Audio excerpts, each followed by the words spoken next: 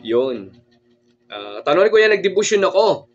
Pero humahaba ang daliri ko. Pag nagtanong ako, ay pumapantay naman. Yan. Debusyon. 1 taon nagdebusyon. Pakihirap ng 1 taon. Pero, hindi pa rin niya nagagamit ang kanyang inaaral, no? Yan. At saka pag nagtatanong siya, pumapantay ang daliri niya pag tinatanong ko nung gabi niya. Yan. Tara, pag-usapan natin, nadagdagan ko kayo ng idea sa aral po ng Team Happy Agimat. Tara, pag-usapan natin yung debosyon at saka yung pagtanong sa ating mga tanong ng daliri. Tara, let's go.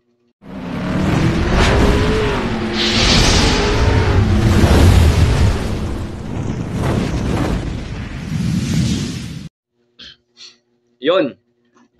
Mapagkapalang araw sa inyo mga kagimat. Ito na yung kagimat. Si Happy Agimat, Felix Agimat. Pero, wala namang agimat, nasa puso ang tanin na agimat.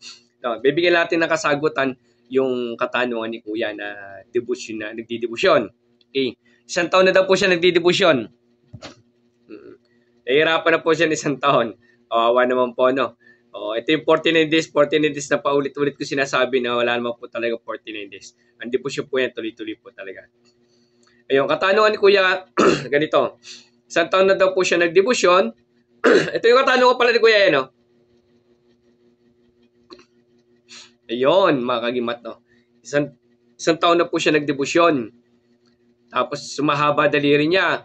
Pag tinanong niya kung anong gabi niya, ay pumapantay lang po siya. Oo. Tapos pag nagdebusyon uli siya, mahaba naman daliri niya. Usually, mga kagimat, no?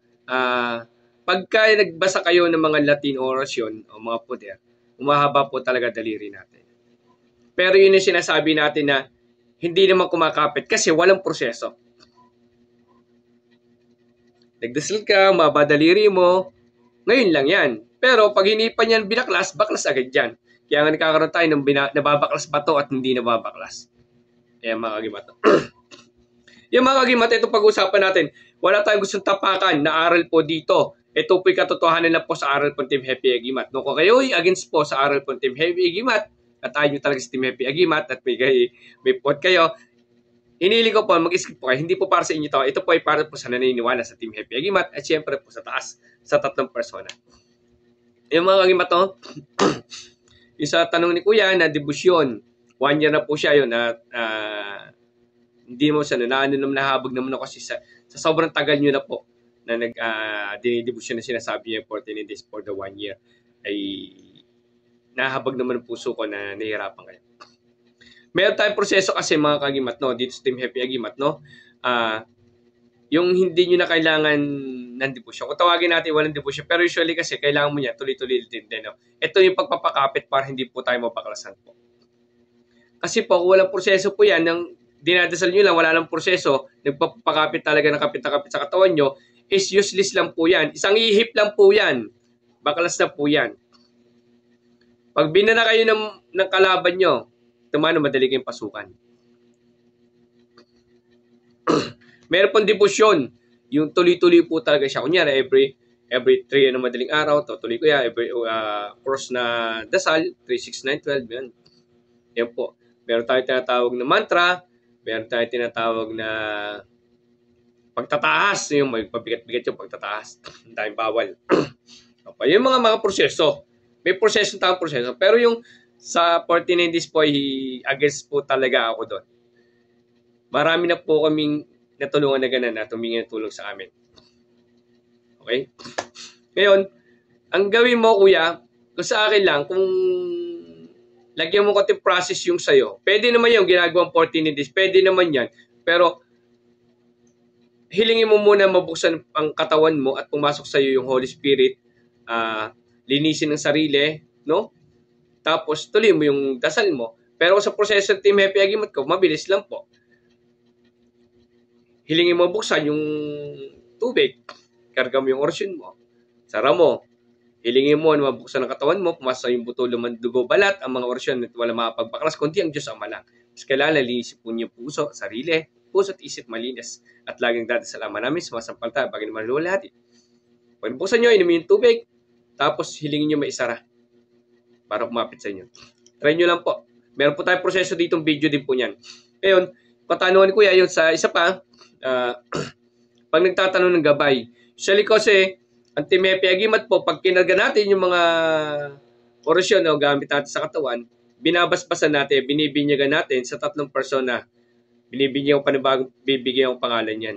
Nakakarga sa katawan ko. Sino man nakakarga sa katawan ko, binibigyan ko sa pangalan gusto ko, yung kaibigan. Binibigyan ko sa pangalan kaibigan, hawakan yung pusong ganan. Binibigyan ko sa pangalan kaibigan, at binibigyan ko sa pangalan Diyos Ama, namig ko na lahat lupa, Diyos Ama, Diyos Espiritu. Hipan yung 3 kurso yung dibdib nyo. Tapos tawagin nyo, kaibigan, pumantay ka. Pag pumantay na, pulso. Pag pumantay na, kaibigan, paramdam ka sa kanan. Tingnan nyo kung kumanan. Kaibigan, lumipit ka sa kaliwa. Hipan nyo ha, hipan nyo. Lumipit sa kaliwa. Ipsi, sumusunod na. Pagpantay nyo na siya ngayon, kaibigan, pumantay ka na. May magtanong ka ngayon, ano bang klase ang gabay ko? Ito ba'y ganito? Kailangan tanungin nyo. Diba? Banal Espiritu ba to? O engkanto ba to? Duwende ba to? Pag umaba niya, sagot niya, oo. Pagpantay, hindi. Ngayon, tanong pa niya nung huli, pag nagdidibusyon ba, totoo ba yung mahaba? Yun mo, nabanggit ko rin pala. Totoo po kasi pagka nagdadasal po kayo ng maganan, hahaba po talagang daliri nyo pagka nagdadasal kayo ng mga orasyon. May kakapit nyo, iniip nyo sa dibdib nyo, pero hindi siya kumakapit ng sagad kasi nga walang proseso. I-search nyo po yung proseso ko po, may proseso ko dito, search nyo lang po walang dibusyon guide. Heping Agimat. Lagyan nyo ng Heping Agimat. Lahat na tuwing mag-search po kayo, lalagyan nyo ng Heping Agimat sa dulo para lalabas po yung mismong video ko. Yan. Search nyo po, walang dibusyon guide. Heping Agimat. Lalabas po yung proseso ko ng guide. Opo. Tapos pag nabinyagan nyo na, napasunod nyo na po, yun na po ang proseso. Kasi po mga kagimat na, kung walang proseso po, isang ihip lang kayo, baklas na po yan. Yun. Kung may mga tanong kayo mga kagimat, comment down lang kayo. Pag nabasa ko yan, screenshot ko. Tapos gagawa natin paraan na masagot ko sa abot ng kaya ng Team Happy Agimat. Kung hindi ko naman po kaya, sabihin ko sa inyo, hindi ko naman po kaya po talaga yung katanungan nyo. At hindi po yan abot ng aking aral. Magkakaiba din po kasi ng aral at meron pong aral na hindi ko naman po talaga inaral. Kaya po, ang sasagutin ko lang po sa mga comment ay yung mga kaya ko po sagutin na based sa aral po namin. No? Sana yung makatulong niya kay Kuya. No? Yun na, ganun ang proseso ko, Kuya. No?